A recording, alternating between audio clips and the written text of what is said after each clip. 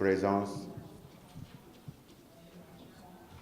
et remercie particulièrement cette jeunesse de l'école du tourisme qui s'est mobilisée ce matin pour être là et qui anime le stand du ministère.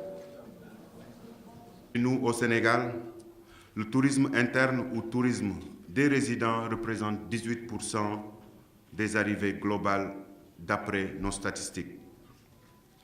Cependant, notre objectif est de porter ce chiffre à 25% d'ici l'horizon 2023 pour cadrer avec les objectifs du plan Sénégal émergent. Pour rappel, nous avons fait face ces dernières années à des contraintes liées à des facteurs exogènes et endogènes qui ont affecté le développement de nos arrivées touristiques internationales. À titre d'exemple, on peut citer la crise économique survenue en 2008 dans la plupart des pays émetteurs d'Europe. Cette situation s'était répercutée sur le nombre d'arrivées enregistrées au Sénégal.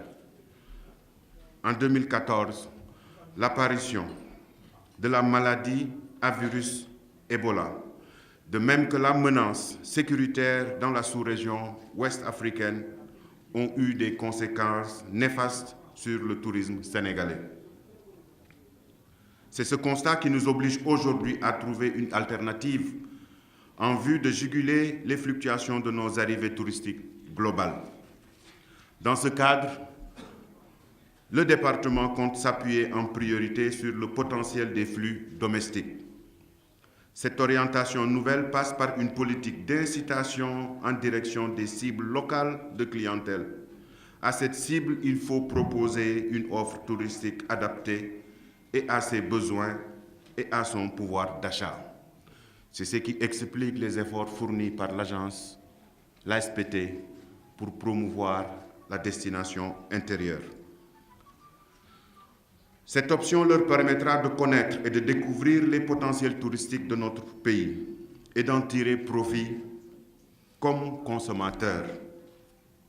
C'est pourquoi je voudrais inviter les participants à cette journée de réflexion, particulièrement le privé et les représentants des hôteliers, à dégager les voies et moyens nous permettant d'asseoir au Sénégal un tourisme interne durable.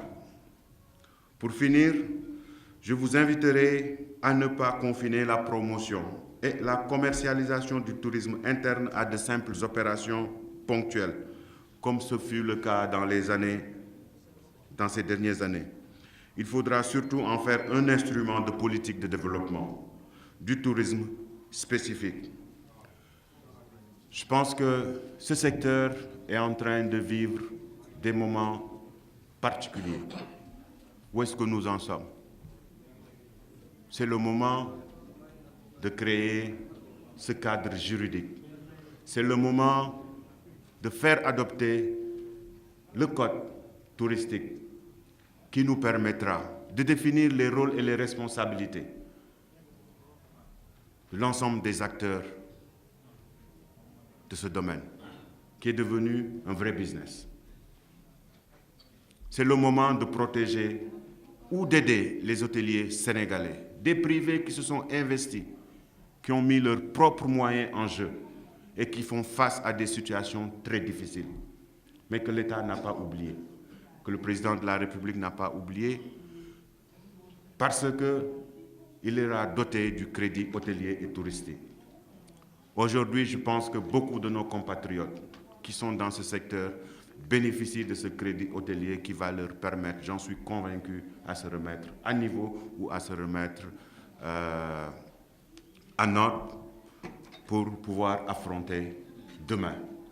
Demain se fera avec Pointe-Sarène, demain se fera avec Mbodiène, demain se fera avec Joal-Fignon, demain se fera avec les sites touristiques de Kédougou, Tambacounda et Saint-Louis. Demain, nous pouvons conquérir le monde.